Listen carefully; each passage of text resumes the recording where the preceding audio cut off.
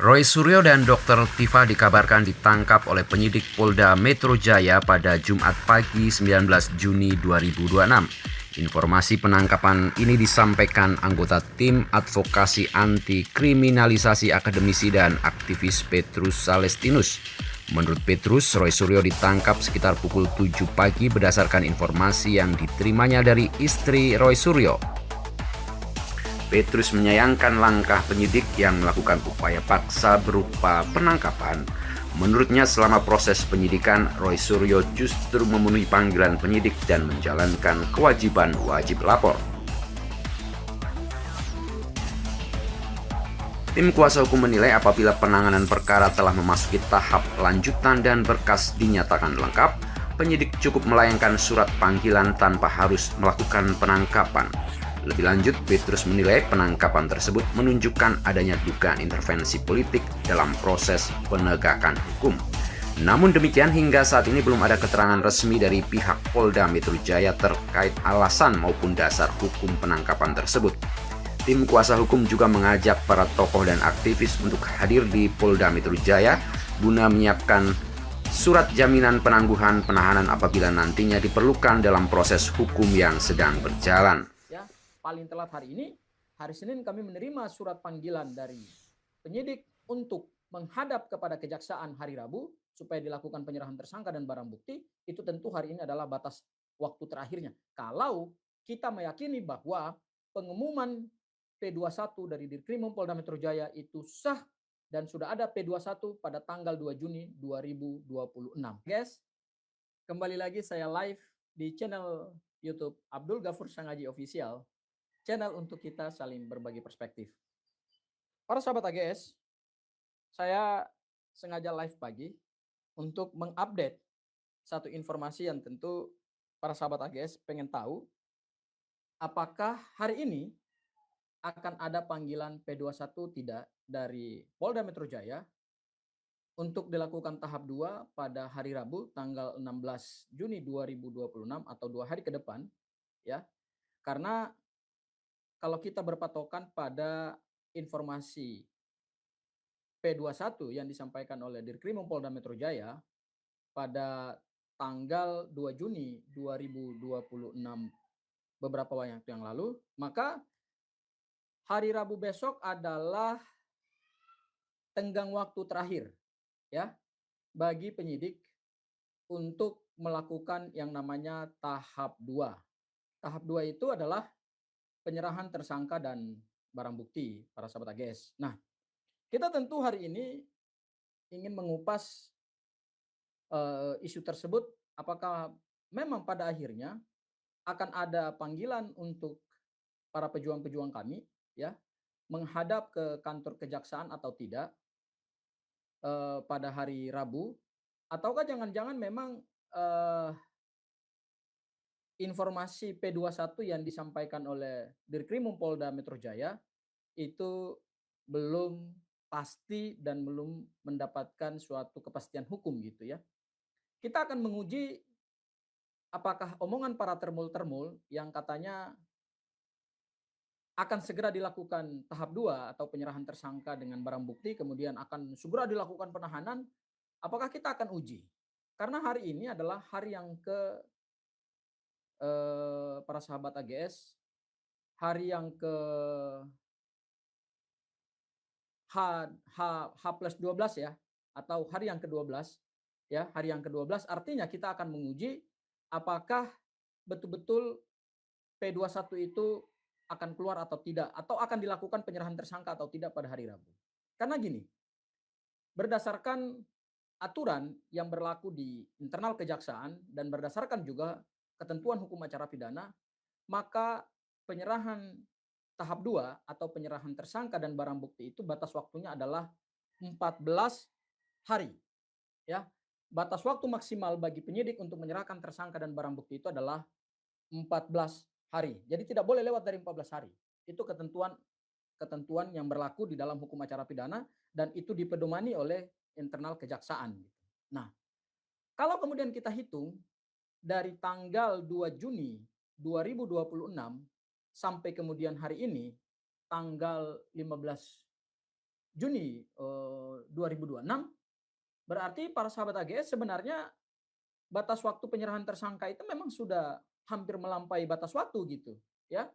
Dan kita akan menguji apakah hari ini, hari yang ke-12, ya, hari yang ke-12, apakah hari ini akan keluar namanya surat panggilan kepada para tersangka untuk dilakukan tahap 2 pada hari Rabu, karena ingat besok itu adalah tanggal 1 Muharram 1448 Hijriah, sehingga tentu eh, tidak mungkin di hari libur itu akan diberikan surat panggilan kepada para tersangka.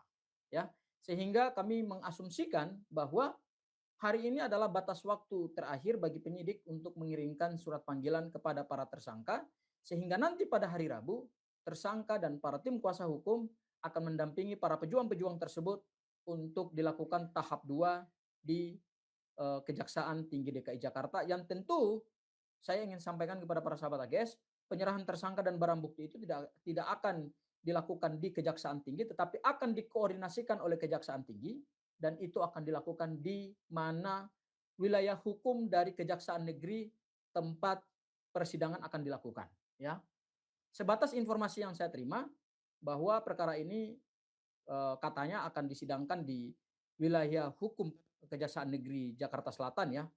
Karena pengadilannya yang punya kompetensi relatif adalah Pengadilan Negeri Jakarta Selatan berdasarkan tempus dan locus delicti yang ada di dalam surat penetapan tersangka, ya. Jadi saya bersama tim kuasa hukum yang lain dan para pejuang-pejuang, ya, ada Mas Roy, ada Bu Tifa, ya, dan kemudian ada pejuang-pejuang lain. Kami tentu hari ini ingin menguji apakah omongan para termul-termul bahwa ini sebentar lagi akan dilakukan tahap 2, ya. Kalau mau dilakukan tahap 2 berdasarkan pengumuman dari Dirkrimum Polda Metro Jaya, karena ada batas waktu 14 hari penyerahan tersangka dan barang bukti, maka itu tentu harus dilakukan pengiriman suratnya adalah hari ini. Paling telat hari ini. Ya, paling telat hari ini, hari Senin kami menerima surat panggilan dari penyidik untuk menghadap kepada kejaksaan hari Rabu supaya dilakukan penyerahan tersangka dan barang bukti, itu tentu hari ini adalah batas waktu terakhirnya. Kalau kita meyakini bahwa pengumuman P21 dari Dirkrimum Polda Metro Jaya itu sah dan sudah ada P21 pada tanggal 2 Juni 2026. Karena sekali lagi saya tegaskan, batas waktu penyerahan tersangka dan barang bukti itu berdasarkan hukum acara pidana dan dipedomani oleh internal kejaksaan itu adalah 14 hari. Jadi only 14 hari. Lewat dari 14 hari tentu itu akan menjadi pelanggaran, ya, dan saya kira pihak kejaksaan juga tidak akan menerima, ya, penyerahan tersangka dan barang bukti melampaui batas waktu yang sudah mereka tentukan gitu. Tapi apakah penyerahan tersangka itu akan dilakukan pada hari Rabu dan kemudian barang buktinya juga diserahkan kepada jaksa penuntut umum? Saya masih ragu sampai hari ini para sahabat AGS, ya.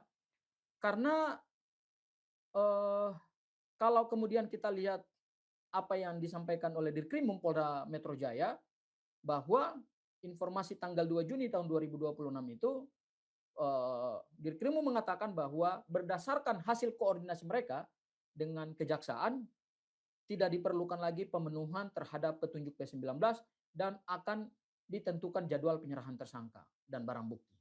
Saya kira pernyataan ini masih bersayap, ya, masih sangat bersayap dan tidak menimbulkan kepastian hukum, tetapi kemudian diinterpretasikan oleh para termul-termul itu bahwa seolah-olah kejaksaan telah menyatakan berkas perkara para pejuang kami itu dinyatakan P21.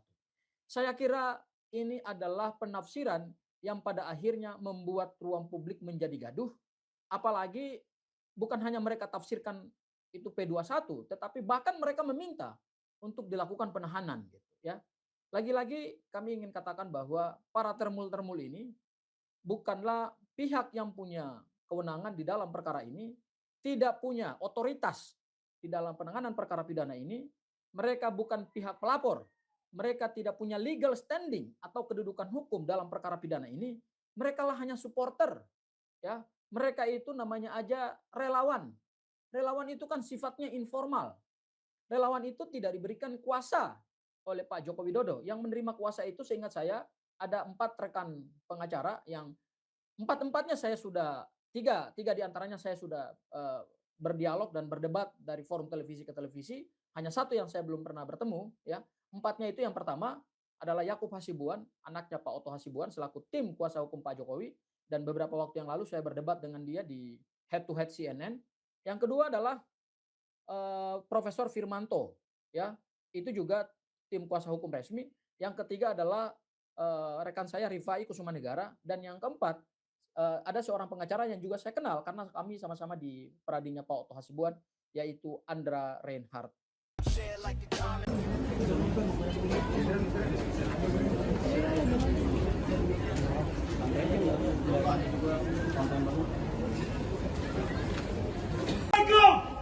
warahmatullahi wabarakatuh.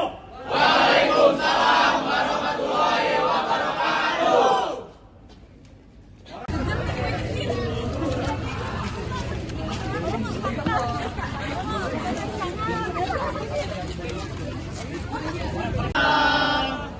Doakan saya ilmu sepanjang hayat kita, semoga dirgahayu.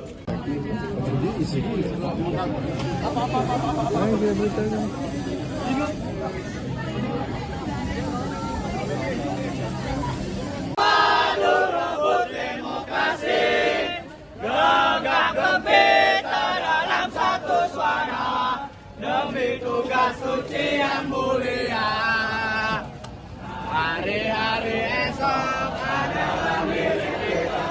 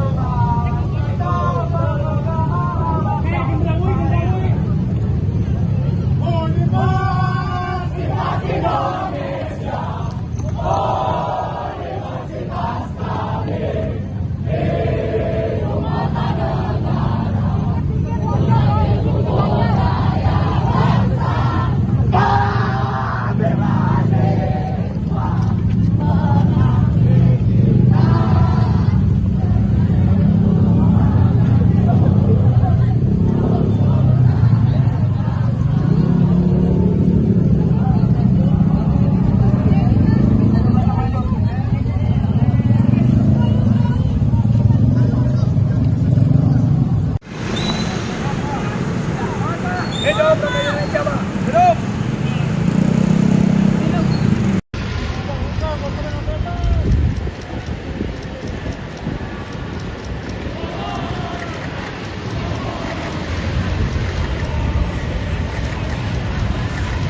Waduh. Ayo bang, anak-anak sama mana bang?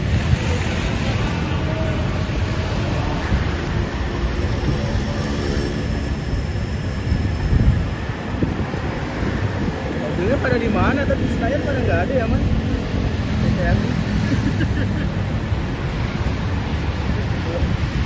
Udah nggak ada buntutnya, Man. Udah.